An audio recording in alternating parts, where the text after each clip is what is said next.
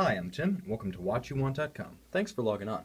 Today we're looking at a special watch from Jaeger-LeCoultre of Sentier, Switzerland. This is the Master Compressor GMT, part of the line of Master Compressor watches released in the early 2000s, starting with the Master Compressor Memovox, ultimately including the Master Compressor with unidirectional internal rotating dive bezel, the Master Compressor GMT, which you see here, the Master Compressor Geographic, and the Master Compressor Dualmatic. These watches heralded the arrival of a new era at Jaeger-LeCoultre, the first ever sports references from the modern manufacturer. Now, the company was known during the late 50s through the 60s and the early 70s for its diving watches and its sports models, but through the 70s and 80s it really became a supplier of base movements and dress watches, and you tended not to see anything in the sportier side of the spectrum until about 1998 with the arrival of the first Reverso Grand Sport models. But the Master Compressors were a complete reboot of the product line. For one thing, there was a new movement based on the caliber 975 Auto Tractor, which made its debut in the Dualmatic and this model that you see here, the GMT, as well as new cases based on JLC's proprietary compressor crown technology, and I'll get into what each of those is in just a moment. So essentially what you're looking at here is a watch that is 41.5 millimeters across, and because of the thick lugs and the chunky case, it wears a little bit bigger. And I know I've been omitting the wrist shots lately, so rather than letting that slide, I'm going to do that right off the bat so I don't forget. Now you take a look at this watch and how it looks on my 6 1/3 inch wrist, roughly 16 centimeters. It wears quite well. Now I actually own a watch with this exact case, the case number 146. JLC has a case number on the back which is always going to be 7 digits, sometimes with additional letters, but the first 3 numbers indicate the type of the case.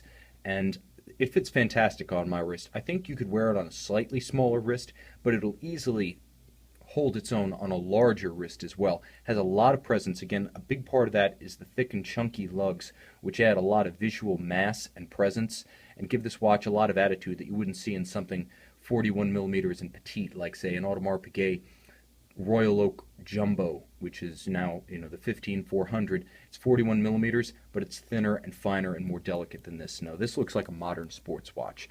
Now, let's talk a little bit about that compressor system that sets this apart, because this system debuted in 2002 on that first Master Compressor Memovox, and it's endured in the line since then.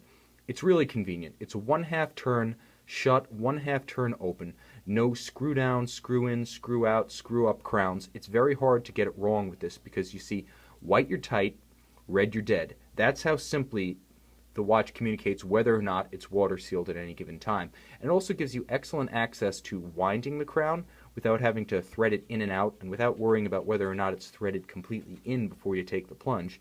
So you have that easy winding with the crown open, and then you pull it out to its first position, and you can see one of the tricks of this watch. Now, the caliber 975 Auto Tractor in GMT mode right here features a local hour hand that you can move independently and set just like any dual time, but the nice thing is when you superimpose it over the skeletonized reference time, now it's just a conventional watch with 2 hands on center and 1 on a subdial.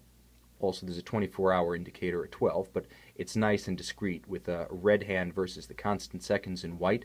So really, you only see the 24-hour status of that reference time zone when you absolutely look for it and want it. So it's a very clean look when you want it, and a very versatile system, again, with the 2 time zones. It's a very versatile system when you need it.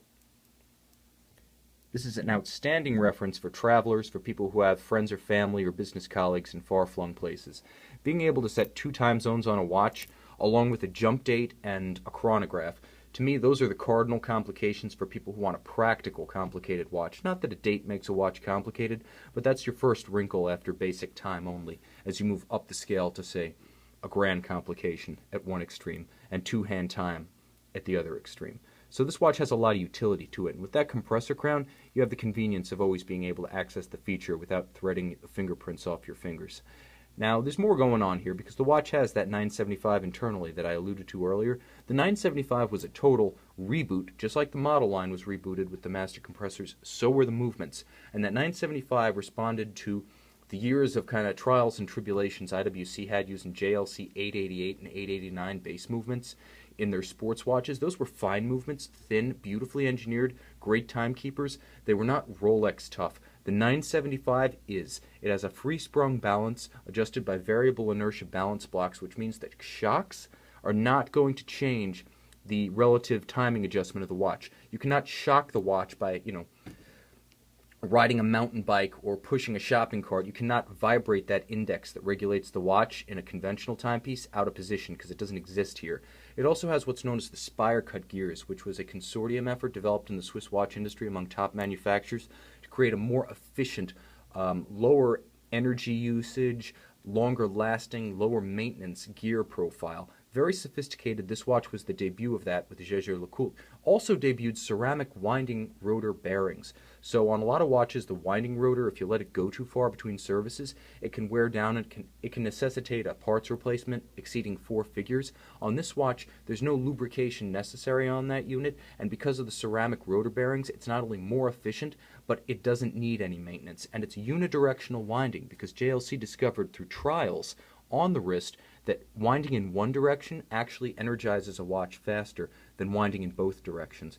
And of course, you've got all the traditional JLC refinements, from outstanding functional finish, polished escapement teeth, and they've had a machine to polish those since 1963 at the manufacturer.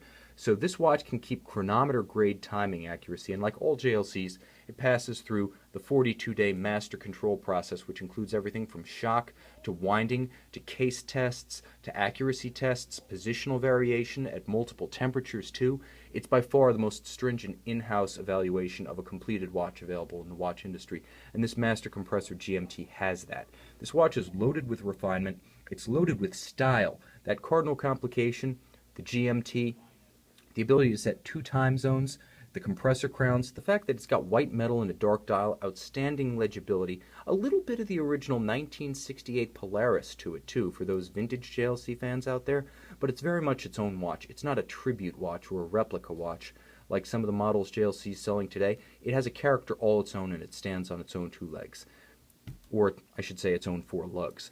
So this watch, the JLC Master Compressor GMT, was a landmark model that introduced the modern sports watch era at JLC, and it's still a stunning piece on the wrist and in person, in the flesh, in the metal. Check it out in high-res photography with full original factory box and papers on our website, watchyouwant.com. If you're a fan of JLC and you're into the modern classics, I'm confident this Master Compressor GMT will be the watch you want.